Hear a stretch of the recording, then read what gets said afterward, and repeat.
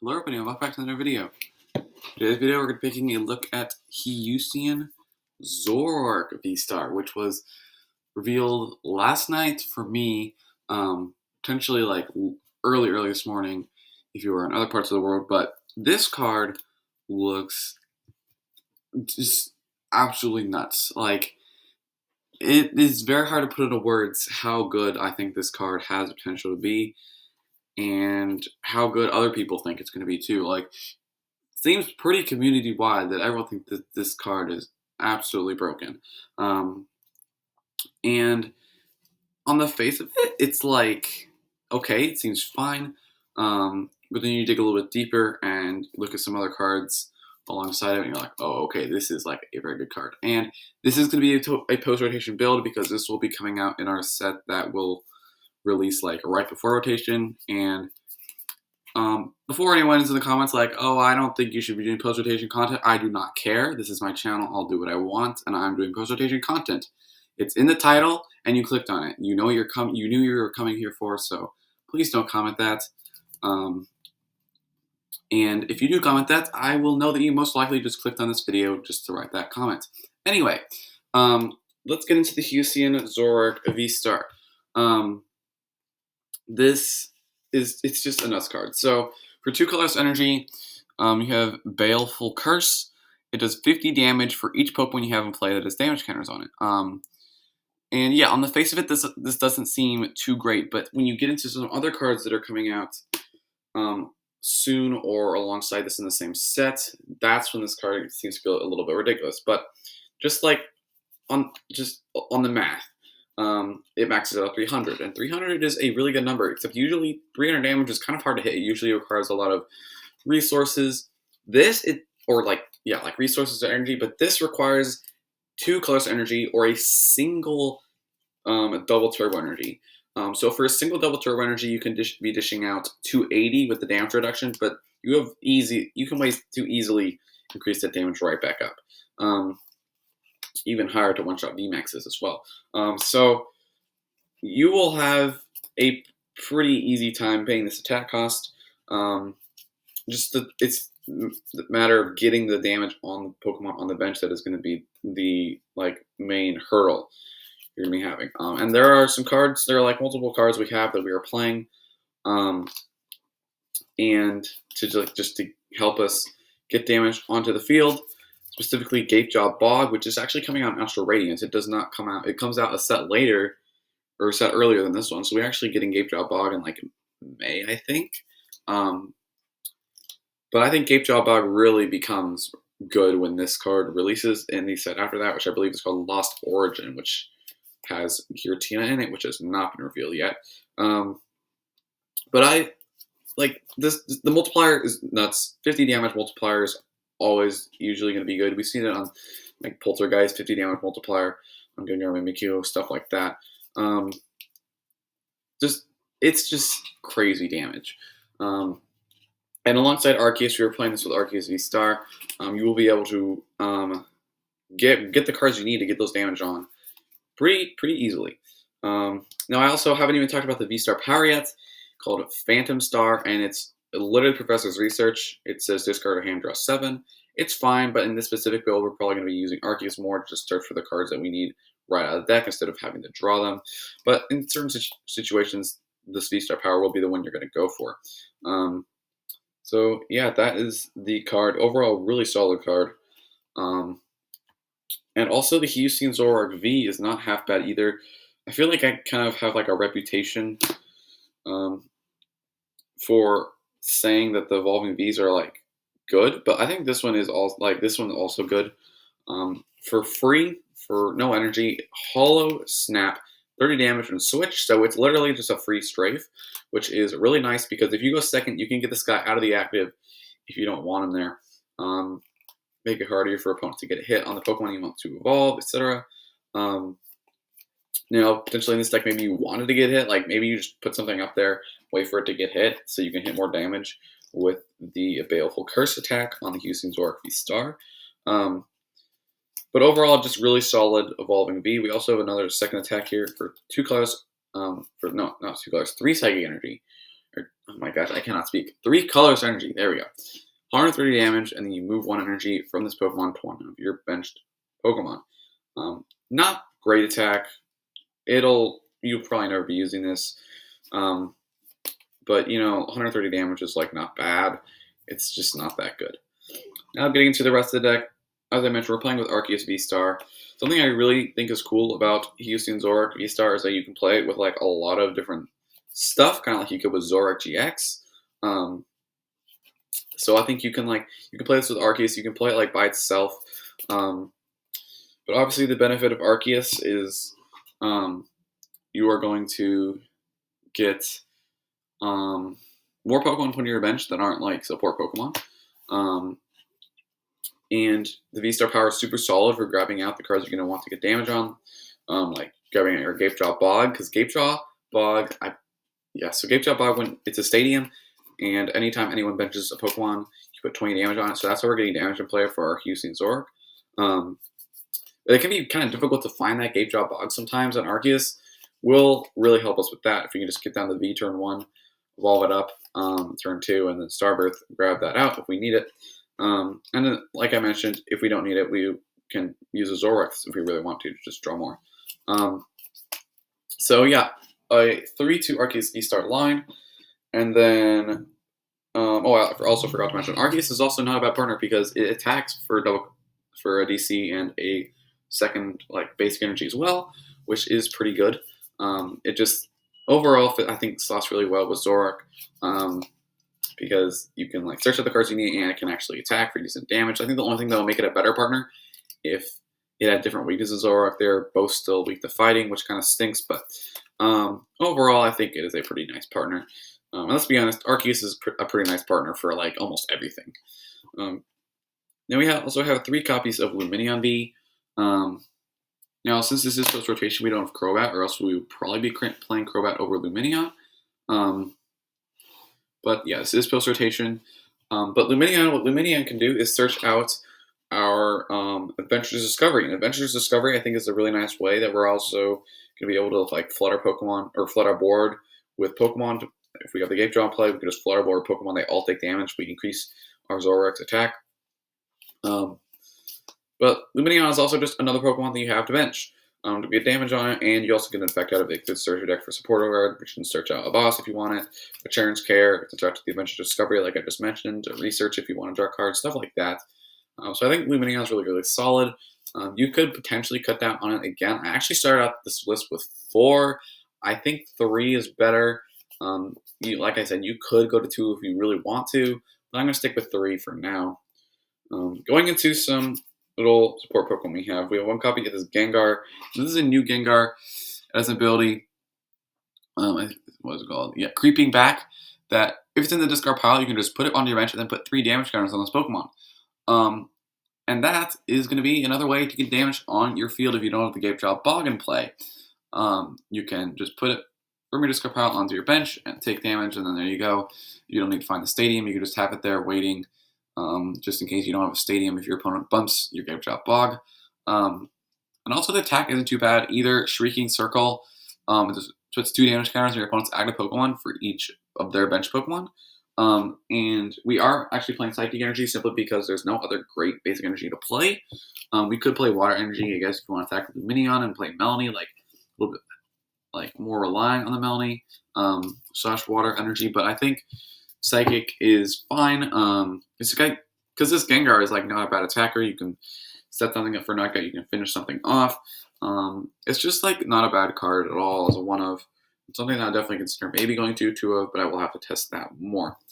We also have 1 copy of Sparkling Kalucha, which is coming on Astral Radiance. And its ability, Big Match.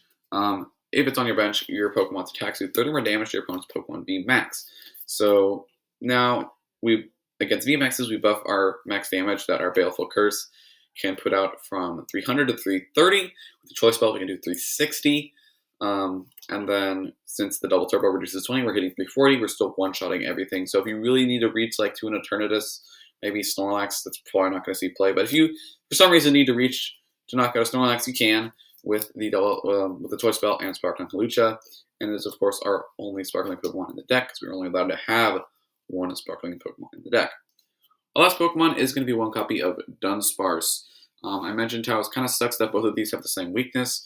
And who knows how prevalent Raptor aggression will be. I mainly have the Dunsparce in here for Galarian Zapdos, because as you can see, we have a lot of V Pokemon. We're going to have a lot of Pokemon V in play. But it depends how much Raptor aggression is going to be played in the post-rotation format. It's going to be played a lot. You probably play Manaphy alongside Dunsparce. Maybe even a way to get them back, like a rescue carrier. Like I said, depending on how prevalent Urshifu is.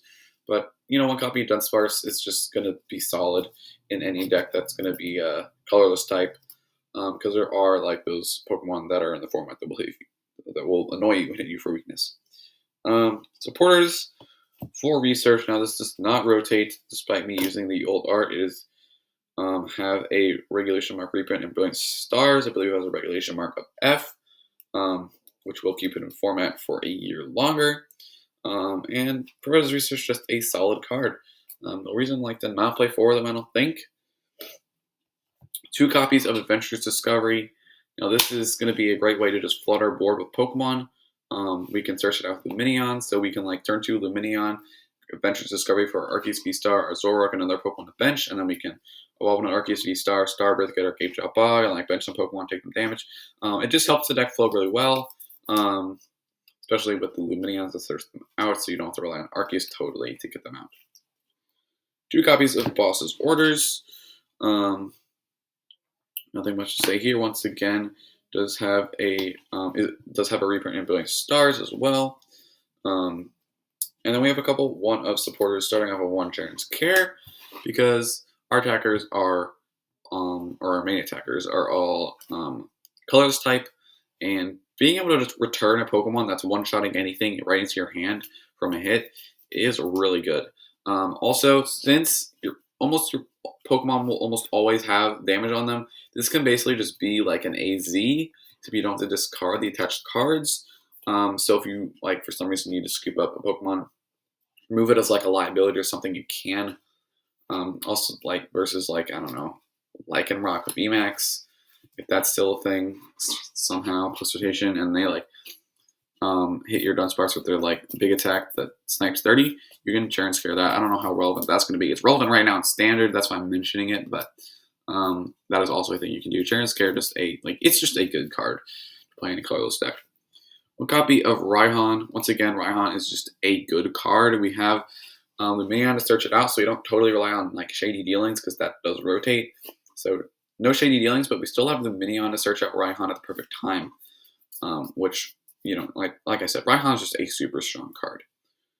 And then our last supporter, 1 copy of Roxanne, which is a comeback card. You can only play it if your opponent has exactly 3 prize cards remaining, or exactly 3 or less prize cards remaining. Both players shuffle their hands to your deck. You get 6 and your opponent gets 2. So just, a way to come back. You could play Path to Peak. I did start with 2 paths in this deck. I just felt like I had them a lot and I wasn't using them enough, so I cut them. You can add a path in here, so you can have a Roxanne path turn if you have those all in your hand.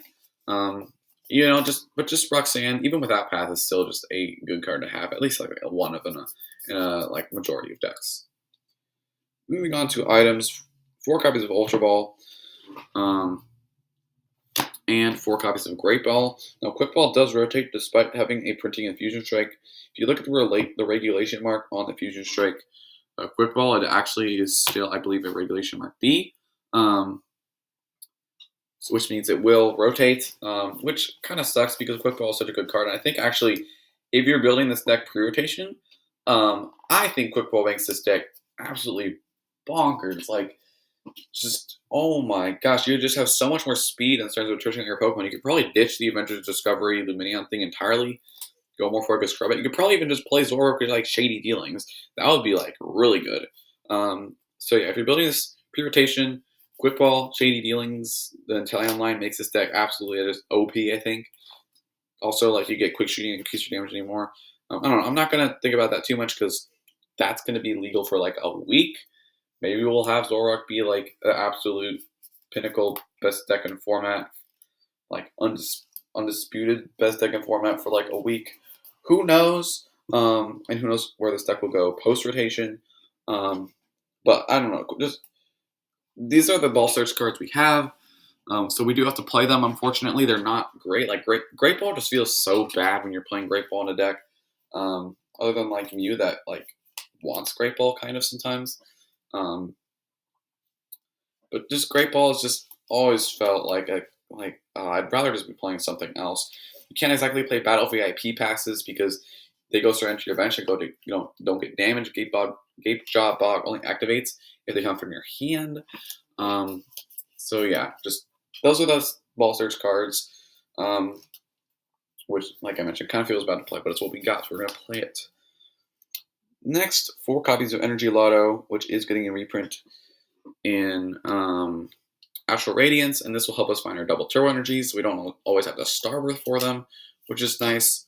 That's just basically their only purpose, just like potentially like 5th, 6th, 7th, and 8th copy of double turbo energy. And they won't always hit the double turbo energy, but when they do, it'll be nice because it's like one less card you have to find. Yeah, that's that. Next is a new card, a new item card called Damage Pump.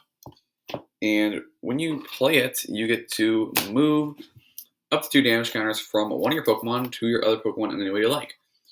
So this is like if your opponent bumps your Gape Jaw Bog, you can like play this and move a single damage counter from one of your guys to another one if you need damage. If you need damage on like more Pokemon and do more damage to Zoroark, you can put the Gengar into play, move 2 damage counters to 2 other Pokemon. You still have 1 on the Gengar, so that's basically increasing your damage by 150, which is a lot. 150 is a lot of damage. But yeah, just Damage Pump, just a good card. It can be used to like move damage, like a couple damage counters off your Zoroark. That it took when you benched it from the Gape Jaw Bog to like other Pokemon, if the math will matter. So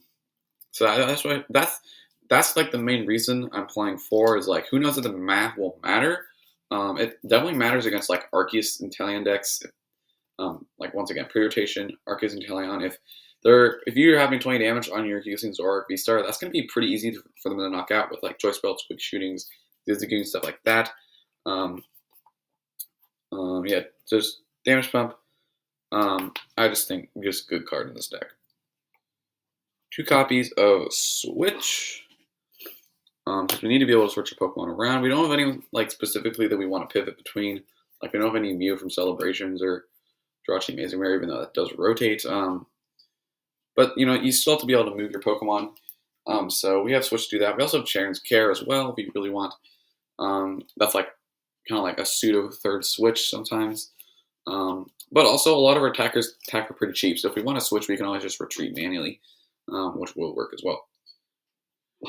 2 copies of Choice Belt to increase our damage. This will help us get math against V-Stars. More specifically, VMAXs too. I don't know if there's going to be any good V-Stars with 260 HP. Maybe a Lilligant V-Star 260, because then if you have 5 Pokemon to play with damage counters on, you're hitting 250. Plus Choice Belt, you're hitting 280, but then reduce 20 from the double turbo energy is 260. But Choice Belt's mainly here to hit the VMAXs, because a majority of the VMAXs that are good are not rotating, like Ice Rider, Rapid Shark, Urshifu, Umbreon VMAX, Mew VMAX, stuff like that. Those are not rotating. A lot of the like okay VMAXs are rotating, like Centiskorch and Eternatus. Majority of the ones from the first 4 Sword and Shield sets aren't that good. So we will still have a lot of VMAXs in the format, I think. So it is important to hit VMAXs for knockouts. That is why I'm playing 2 of them. But also just like, more damage is also good as well.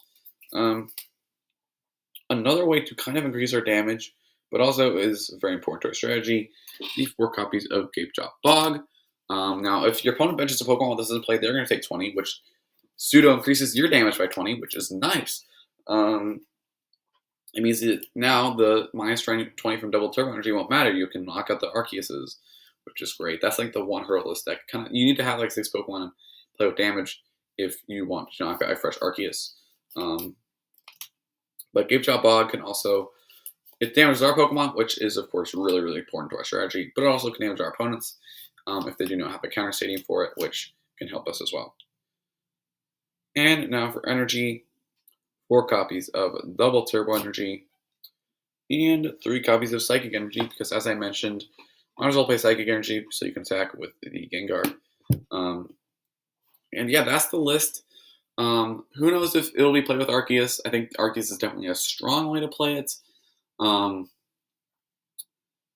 But just from like a day 1 list, right after the cards are revealed, I think this is like a pretty good starting point. It's definitely very strong.